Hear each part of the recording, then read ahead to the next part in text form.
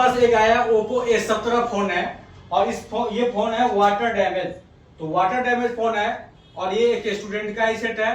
तो इन्होंने क्या किया, पूरे कंप्लीट बोर्ड का, अब इनको जो है कोई ज्यादा दिन नहीं हुआ है, एक सप्ताह समथिंग हुआ है। तो इन्होंने पूरे कंप्लीट बोर्ड का क्या किया है, जाली को रिमूव किया है। और जैसे नॉर्मली होता है वाटर डैमेज फोन को सबसे पहले सर्विस करते हैं, तो फोन को क्या किया इन्होंने, सर्विस किया। और सर्विस करने के बाद जो है इन्होंने देखा जो इस बोर्ड के अंदर क्या दिक्कत आ रही है। इस बोर्ड के अंदर मैं आपको बताना चाहूंगा, इस बोर्ड के अंदर जो है बक लाइन में क्या है, शॉर्टिंग दिखा रहा है। तो इन्होंने क्या किया, बक कॉइल को भी रिमूव कर दिया। तो जैसे कि ये बोर्ड आप देख रहे हैं यहाँ पे, ये ओप्पो A17 का बोर्ड मैंने स्क्रीन पे खोल रखा है। और इस बोर्ड का जो है मैं आपको दिखाऊं, इस बोर्ड में जो है कंप्लीट इन्होंने क्या किया, ये जाली रिमूव करके क्लीन किया इन्होंने। और क्लीन करने के बाद जो है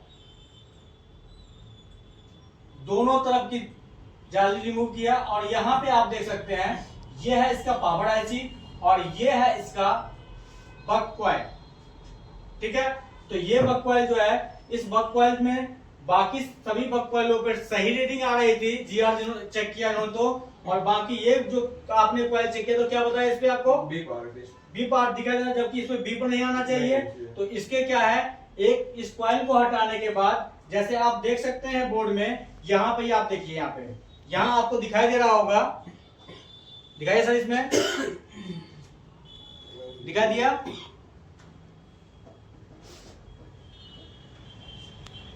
नीचे वाले बक कॉइल यहां से रिमूव किया गया है, ठीक है।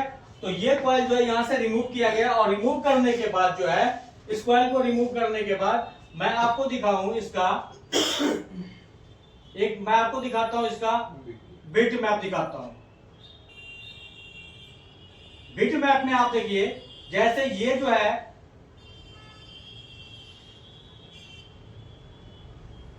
यहाँ पे जो है ये है बक कॉइल, इसका ये बक कॉइल यहां से रिमूव किया गया है। और इस बक कॉइल का क्या कारण है पहले आप समझेंगे। पहले ये जो बक कॉइल है ये बी कोड वोल्टेज के लिए होता है। यहाँ पे जो है इसका देखिए एक सिरा जो है ये पावर आईसी से कनेक्टेड है। तो इस तरफ जो है क्या मिल रहा है, जीआर मिल रहा है। और यहाँ पे जो है दूसरा भाग जो है इस तरफ जब चेक करते हैं तो इस तरफ मिल रहा है कंप्लीट बीप साउंड, यानी इस तरफ से शॉर्टिंग दिखा रहा है। और देखिए ये सिरा भी क्या होता है, दूसरा भाग भी होता है इसका पावर आईसी से कनेक्टेड, और इस तरफ का सिरा भी पावर आईसी से कनेक्टेड ही होता है। तो यहाँ पे जो है ये जो है पावर आईसी और ये जो कैपेसिटर देख रहे हैं, इन कैपेसिटरों से होते हुए ये यहाँ पे सीपीयू से कनेक्ट हो रहा है। और सीपीयू का आप देख सकते हैं कितने सारे बॉल से कनेक्ट है, ये सीपीयू के बहुत सारे बॉलों से कनेक्टेड है। तो जब फोन आपका पानी में गिरता है तो पानी जो है आईसी के अंदर जाने के बाद जो अंदर की जो बॉलें होती है वो गल जाती है और ये बॉल क्या हो जाता है, आपस में शॉर्ट हो जाता है। तो ये फोन क्या दिखा रहा है, शॉर्टिंग। और यहाँ पे देख रहे हैं अधिकतर बॉलों से ये कनेक्टेड है ये लाइनें। और इसके बगल में जो ये कैपेसिटर है, इस कैपेसिटर भी चेक करने पर दोनों सिरे पे क्या मिल रहा है, बीप साउंड मिल रहा है। तो यहाँ पे जब क्या आना चाहिए, जीआर।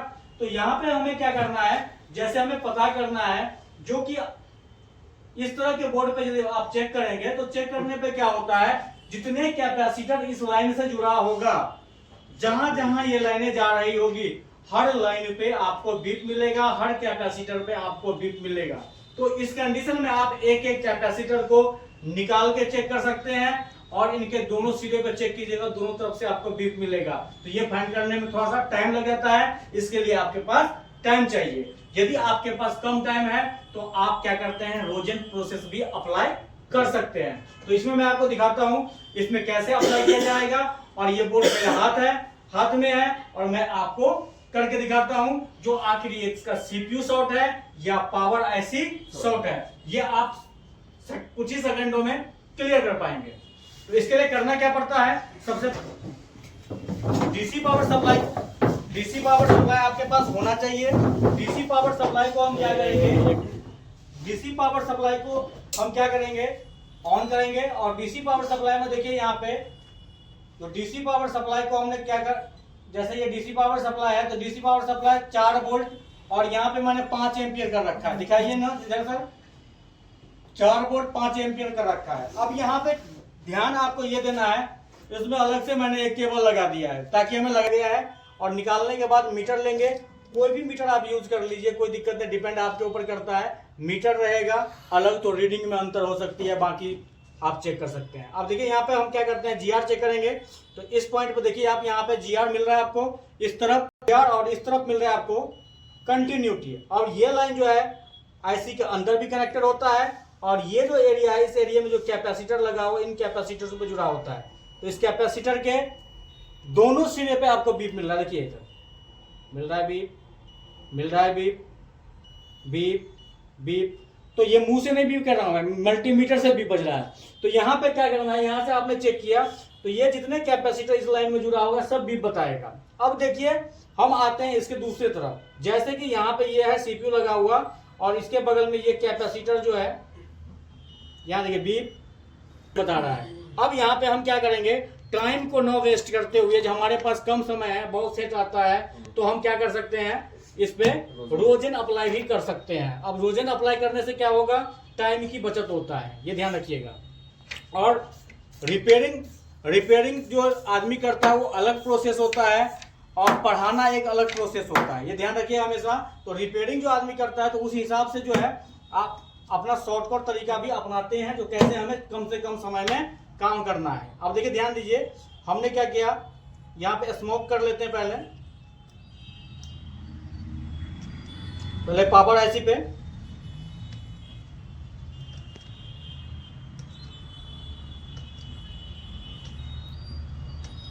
इसके बाद इस एरिया पे भी, यहाँ पे जो कैपेसिटर लगा हुआ है, इधर ग्राफिक्स और लाइट का सर्किट है साइड में, तो इस एरिया में भी लगा देना है। अब हम इसके दूसरे तरफ आ जाते हैं, दूसरे तरफ आते हैं सीपीयू पे। दूसरे किसी आईसी पर नहीं लगाएंगे, हम केवल सीपीयू पर लगाएंगे, क्योंकि इसकी कनेक्टिविटी किससे है, सीपीयू से है। हम ये कंफर्म करना चाह रहे हैं जो पावर को निकालना है पहले या सीपीयू को निकालना है, ठीक है। तो जो शॉर्ट रहेगा उसी को निकालेंगे, इसके बाद जो है दूसरे को फिर देखेंगे, चेक करेंगे। अब हमने क्या कर दिया, यहाँ पर रोजन अप्लाई कर दिया। अब देखिए यहाँ पे डीसी पावर सप्लाई से आउटपुट लिया हमने, और तो यहाँ से हमने लिया 4 वोल्ट, और यहाँ पे एम्पियर लिया 5। अब एम्पियर 5 क्यों लिया, एम्पियर ज्यादा क्यों लिया जाता है, एम्पियर ज्यादा लेने का मतलब है जो आप जो इसके अंदर करंट दे रहे हो, इसके अंदर जो आप वोल्ट दे रहे हो, उस वोल्ट को क्या करेगा, स्पीड में लेके जाएगा उस लाइन में, उस सर्किट में। और जिससे क्या होगा, जो भी कंपोनेंट, जो भी आईसी शॉर्ट होगी, वो क्या होगा, जल्दी क्या होगा, उसके ऊपर जो वो हीट होगा, उसके ऊपर जो लगा हुआ है रोजन, वो क्या होगा, मेल्ट होगा। तो दिखाना चाहूंगा मैं आपको, यहाँ पे हमने क्या किया, यहाँ पे हमने केबल लगाया, चलिए मल्टीमीटर का एक प्रोब्स लगा लेते हैं इसके ऊपर, और यहाँ देखिए इस वायर को हम ग्राउंड कर लेते हैं, जो ग्राउंड वाला है उसको ग्राउंड कर लेते हैं। ग्राउंड कर लिए, हम देंगे इस वाले लाइन पर, जो शॉर्टिंग वाला लाइन है उस लाइन पे हम देंगे ये सप्लाई। अब देखिए यहाँ पे सप्लाई देंगे तो देख सकते हैं, पहले इधर वाले में ध्यान देना है आपको, फिर दूसरी तरफ भी नजर देना है आपको। अब आप देख सकते हैं यहाँ पे कोई भी, यहाँ पे मल्टीमीटर में उसमें देखिए डीसी सप्लाई में दिखाइए, यहाँ पे हाई एम्पियर ले रहा है, लेकिन यहाँ पे क्या है, कुछ नहीं, पूरा 5 एम्पियर ले लिया, लेकिन यहाँ पे कुछ नहीं बता रहा है। यहाँ पे ये जो है, ये इस एरिया में जो है कुछ नहीं बता रहा है, नहीं मेल्ट हो रहा है।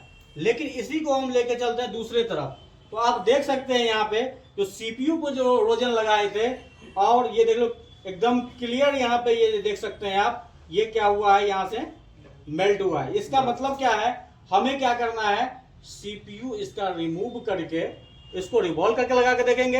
यदि रिवॉल्व करके नहीं चलता है तो आप क्या कीजिए, इस सीपीयू को चेंज कीजिएगा, और प्रॉब्लम इस तरह से क्या हो जाता है, सॉल्व हो जाता है, टाइम का भी बचत होता है। यदि आप कोर्स करना चाहते हैं तो IR एक्सपर्ट इंस्टीट्यूट को ज्वाइन कर सकते हैं। यह है उत्तम नगर ईस्ट में, मेट्रो पिलर नंबर 661 के पास, WZ 248, अब 2nd फ्लोर, ये अपना एड्रेस है।